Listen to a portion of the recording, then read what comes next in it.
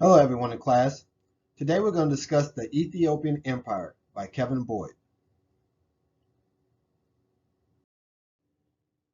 The origin of the Ethiopian Empire.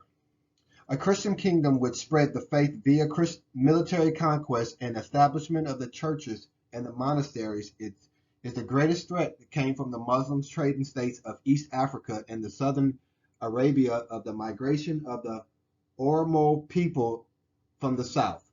The combination of its rich Christian heritage, the cult of its emperors, and the geographical obstacles presented to invaders meant the Ethiopian Empire would be one of the two African states never to be formally colonized by a European power. The first dynasty we're going to talk about is the Zagwe dynasty. This empire is considered to have begun in around 1137, although no one knows exactly when, under the Zagwe dynasty. The name of the dynasty is deferred from the Agwa people in northern Ethiopia and therefore refers to them. The Zagwe kings and queens ruled for about 150 years, in which time many Ethiopia's famous rock-cut churches were constructed, such as the one at La Libya, which is shown in the picture on the right. During this time, they constructed well over 1,600 churches throughout Ethiopia. The Solomonic dynasty. In 1270, the Sagwa dynasty was overthrown by a king claiming to be a descendant of King Solomon and a queen of Sheba. He was therefore believed to be a member of the traditional ruling house of Ethiopia.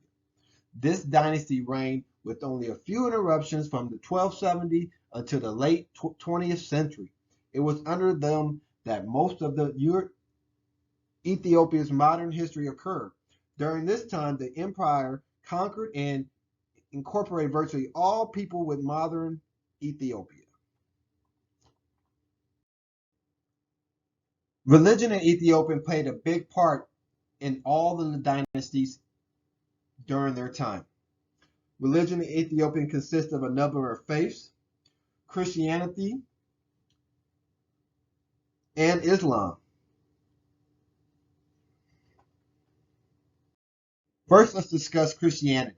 Christianity was introduced to Ethiopia in the 4th century, and the Ethiopian Orthodox Church, called Tewahedo in Ethiopia, is one of the oldest organized Christian bodies in the world. The church has long enjoyed a dominant role in the culture and politics of Ethiopia, having served as the official religion of the ruling elite until the demise of the monarchy in 1974, when King Solomon's dynasty came to an abrupt end.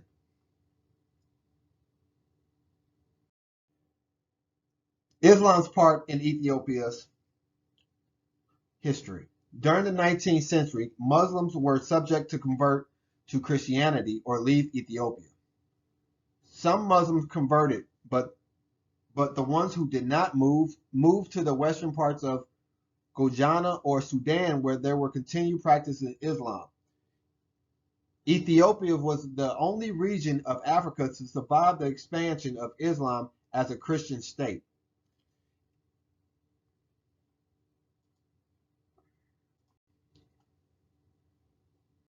Ethiopia's empire's first diplomatic contact with Europe. By the early 1400s, diplomatic representatives and pilgrims from the Christian kingdom of Ethiopia had traveled to the Italian peninsula for political and religious reasons. In doing so, they inaugurated an era of Ethiopian/European relations that unfolded for more than 200 years. Ethiopians reached multiple locals across Latin Europe to forge political alliances, acquire technology, and pursue religious knowledge. In conclusion, the Ethiopian Empire reigned for almost 800 years, mainly because of their belief and rise of Christianity in the region. They were surrounded by neighboring, what we know as now as Somalia, Sudan, who are Islamic neighbors.